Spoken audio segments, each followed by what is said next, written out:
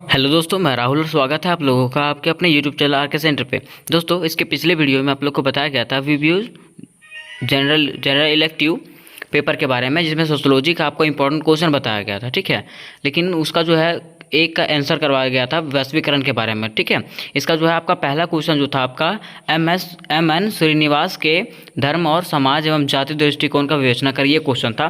तो आज हम लोग ये क्वेश्चन को डील करने वाले हैं, जानने वाले हैं कि इसका समाज के प्रति क्या दृष्टिकोण था, जाति के प्रति क्या दृष्टिकोण था। ठीक है, और ये एम.एन. श्रीनिवास थे कौन। ठीक है, इसके बारे में विस्तार से जानेंगे। ठीक है, अगर एक सिंपली से जानना चाहते हैं तो एम.एन. श्रीनिवास जो थे एक व्यक्ति थे। ठीक है, एक विद्वान व्यक्ति थे जिन्होंने हर एक कदम पे सबका साथ दिया था। ठीक है, अब इसका क्या करेंगे, इसको डिटेल से जानेंगे हम लोग, इसके बारे में जानेंगे, इसको जीवनी को जानेंगे, इसका जीवन परिचय को जानेंगे, इसका धर्म समाज एवं जाति दृष्टिकोण को जानेंगे। ठीक है, जानते हैं यहाँ पे, देखिए यहाँ पे आंसर के हिसाब से जानते हैं हम लोग। लिखा हुआ परिचय। एम एन श्रीनिवास का जन्म 16 नवंबर 1916 को मैसूर के अयंगार ब्राह्मण परिवार में हुआ। एम एन श्रीनिवास का जन्म कब हुआ था? 16 नवंबर को हुआ था, लेकिन कहाँ, कब? 1916 को मैसूर के अयंगार ब्राह्मण परिवार में हुआ था। इनका जन्म कहाँ हुआ था? ब्राह्मण परिवार में हुआ था। इनके पिता जमींदार थे और मैसूर के ऊर्जा तथा बिजली विभाग में कार्यरत थे। उनके पिताजी क्या थे? एक जमींदार थे। ठीक है, और मैसूर में जो तो ऊर्जा विभाग में जो होता है ना, बिजली विभाग में, वहाँ पे कार्यरत थे, वहाँ पे काम करते थे वो। श्रीनिवास की प्रारंभिक शिक्षा मैसूर राज्य में हुई। श्रीनिवास की जो प्रारंभिक शिक्षा थी कहाँ से शुरू हुई? मैसूर राज्य से शुरू हुई। प्रारंभ से ही वे मेधावी छात्र के रूप में जाने गए। मतलब प्रारंभ से ही वो मेधावी छात्र के रूप में जाने गए। विश्वविद्यालय की शिक्षा बम्बई में शुरू हुई। मतलब इसका जो विश्वविद्यालय का शिक्षा था वो कहाँ शुरू हुआ? बम्बई से शुरू हुआ, जहाँ उनके गुरुजी एस पुरिये थे। जहाँ पे उसका गुरुजी कौन था? एस पुरिये थे। 1942 में स्नातक शोध विषय के रूप में उनकी पुस्तक marriage and family among the cougars प्रकाशित हुई। देखिए हुआ क्या कि जब वो स्नातक कंप्लीट किए, ठीक है, तो वहाँ पे उनका एक बुक रिलीज हुआ, marriage and family among the Coorgs. ये बुक उनका रिलीज हुआ था कब? 1942 में। आगे है 1944 में पीएचडी शोध, 1944 में उसका पीएचडी कंप्लीट हो गया था। कार्य बम्बई विश्वविद्यालय से घुरिये के निर्देशन में हुआ। ठीक है, घुरिये के निर्देशन में हुआ था। यह शोध प्रबंध 1952 में रिलीजन एवं society among the cougars of south India के नाम से पुस्तक के रूप में छपी। यहाँ पे जो है मतलब वो क्या था कि जैसे जैसे वो पढ़ता गया, अपना एक अलग अलग किताब छापता गया। ठीक है, इस पुस्तक ने उसे पूरे विश्व में सम्मान बढ़ाया। मतलब इस पुस्तक से क्या हुआ, उनका सम्मान जो था ना पूरा विश्व में बढ़ गया। 1947 में ऑक्सफोर्ड से सामाजिक मानव विज्ञान में डी.लिट कर वापिस भारत आए। ठीक है, हुआ क्या कि इस पुस्तक ने उसके क्या किया, सम्मान बढ़ाया। ठीक है, 1947 में क्या किया, ऑक्सफोर्ड से सामाजिक मानव विज्ञान में डिलीट कर वापिस भारत आए। ठीक है, वो वापिस कहाँ गए? भारत आ गए। 1948 में ऑक्सफोर्ड में भारतीय समाजशास्त्र के प्रवक्ता के रूप में नियुक्ति हुई। और क्या हुआ कि 1948 में इनका जो चयन हुआ, कहाँ हुआ? ऑक्सफोर्ड में भारतीय समाजशास्त्र के प्रवक्ता के रूप में इनका नियुक्ति हुआ, चयन हुआ। ठीक है, आगे लिखा हुआ है 1948 में ही रामपुर में क्षेत्र कार्य किया। उसके बाद क्या किया, वो जो है तुरंत रामपुर में जो थे अपने कार्य किया। कब? 1948 में, जिसके अंतर्गत उन्होंने मैसूर के रामापुर पूरा गांव की सामाजिक संरचना का अध्ययन किया। ठीक है, 1951 में महाराजा सयाजीराव विश्वविद्यालय बड़ौदा के प्रोफेसर पद पर नियुक्ति हुआ। ठीक है, उनका जो नियुक्ति कहाँ पे हुआ? बड़ौदा के प्रोफेसर पद पे हुआ। ठीक है, उनके बाद जो था तथा समाजशास्त्र विभाग की स्थापना की। उसके बाद क्या किया, वो समाजशास्त्र विभाग की स्थापना किया। ठीक है, 1959 में दिल्ली स्कूल ऑफ इकोनॉमिक्स में प्रोफेसर के पद पर नियुक्ति हुई। ठीक है, वह समाजशास्त्र विभाग की स्थापना हुआ। और वहाँ पे क्या हुआ, उसके बाद उसका जो था नियुक्ति कहाँ पे हुआ? तो प्रोफेसर का नियुक्ति हुआ था कहाँ पे?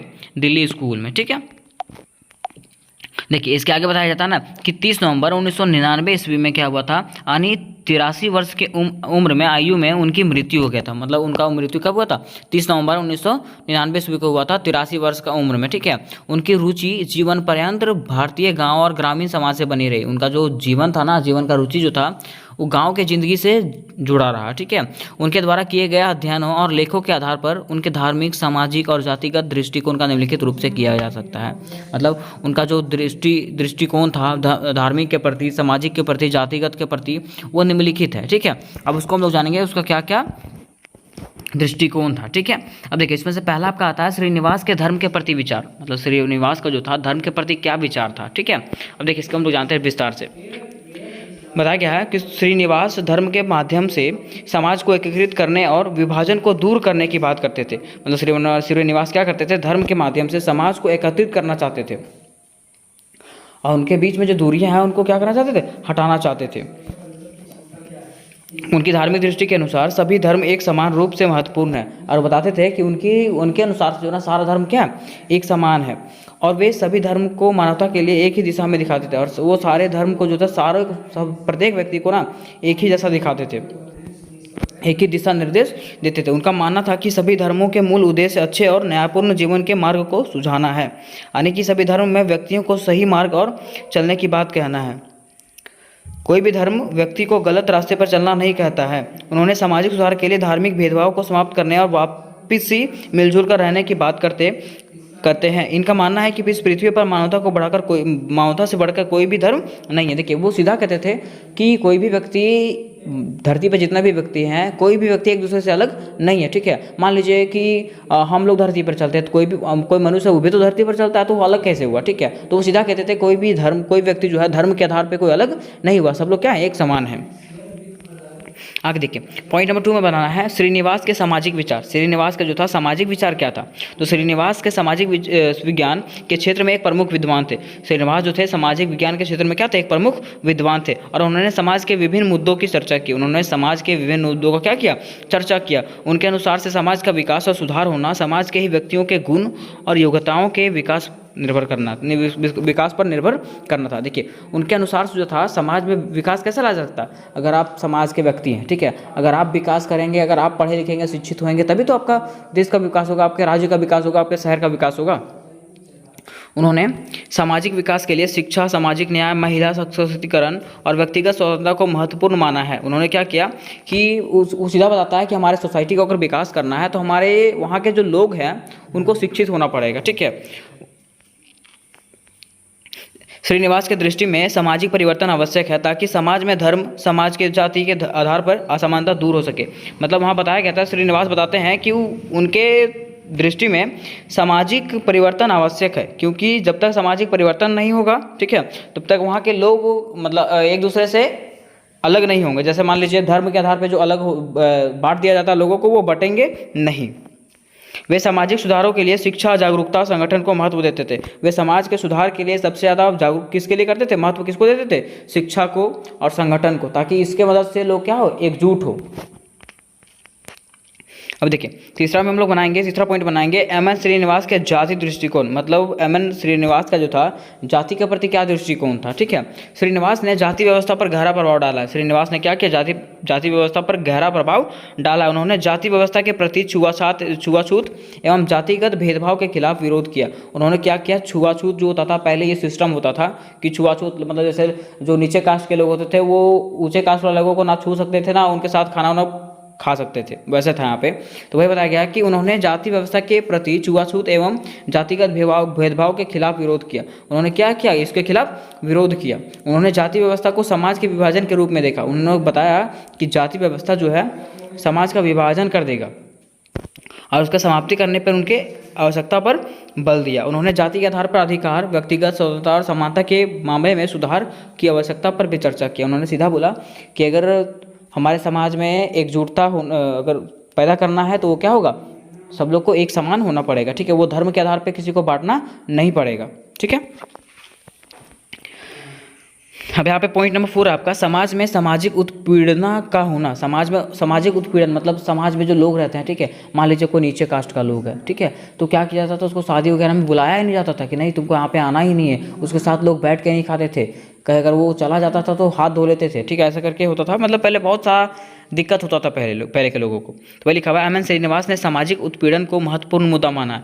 एम एन श्रीनिवास ने क्या किया, सामाजिक उत्पीड़न को महत्वपूर्ण मुद्दा माना। उनकी दृष्टि में यह उत्पीड़ना एक व्यक्ति के धार्मिक और सामाजिक पहचान को मुख्य रूप से प्रभावित करती है।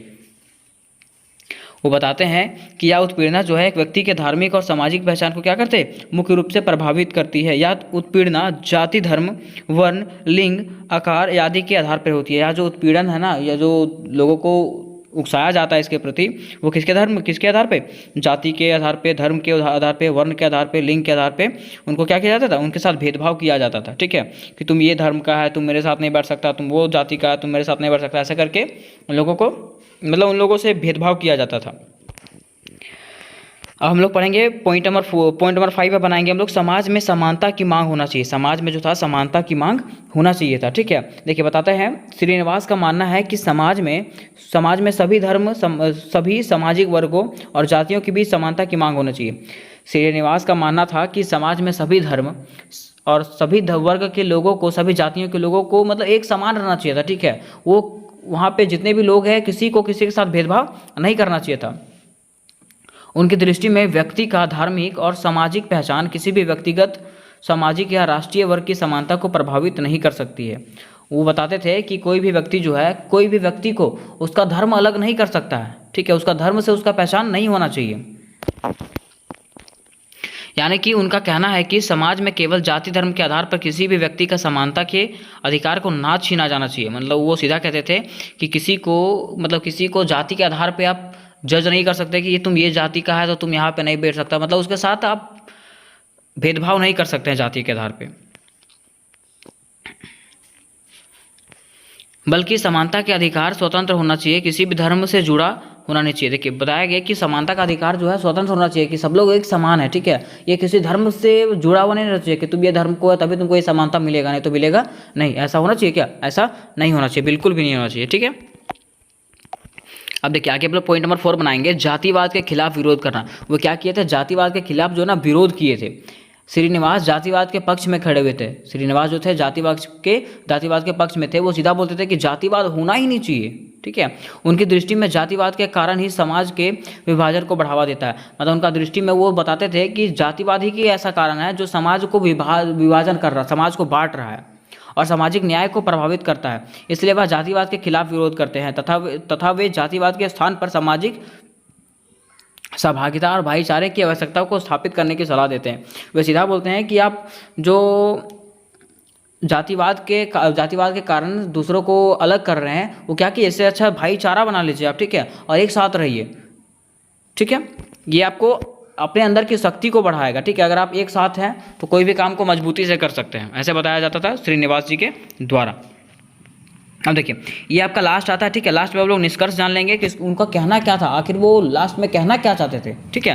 देखिए लास्ट में क्या आपका, श्रीनिवास के द्वारा किए गए योगदान धार्मिक, सामाजिक और जातिगत मुद्दों के प्रति समझ को बढ़ाने में मदद करते हैं। श्रीनिवास के द्वारा जो योगदान दिया गया धार्मिक क्षेत्र में, सामाजिक क्षेत्र में और जातिगत क्षेत्र में, ठीक है, वो क्या करता है, हमारे सोचने समझने की शक्ति में क्या करता है, वो बढ़ाता है, ठीक है, मदद करता है कि हाँ, कि हमको क्या करना चाहिए, एकजुट होकर रहना चाहिए, ठीक है।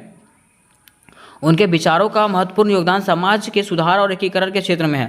उनका जो विचार का महत्वपूर्ण योगदान किस में था, समाज का सुधार में था और एकीकरण क्षेत्र में था। उनका यह मानना है कि समाज में जाति और धर्म के मामलों पर अपनी समझ और चर्चा बढ़ाने की आवश्यकता है। सभी समाज में जातिगत भेदभाव समाप्त हो सकेगा, तभी जो है समाज में जातिगत भेदभाव समाप्त हो सकेगा और सभी को समानता का अधिकार मिल सकेगा। वो सीधा बोलते हैं कि अगर समाज में रहना है, समाज में अगर एकजुट होकर रहना है तो जाति के मामला को, धर्म के मामला को, ठीक है, ये सब मामले को यहाँ से हटाना पड़ेगा, ठीक है, तभी लोग जो है एकजुट होकर के रह पाएंगे, ठीक है। तो ये आपका था श्रीनिवास जी के बारे में, इनका जीवन परिचय के बारे में, इनका क्या धार्मिक योगदान था, सामाजिक योगदान था, जातिगत योगदान था, इसके बारे में हम लोग जान चुके थे, ठीक है। तो उम्मीद करते हैं कि आप लोगों को बढ़िया समझ में आया होगा। तो मिलते हैं नेक्स्ट वीडियो में, तब तक के लिए जय हिंद, जय भारत।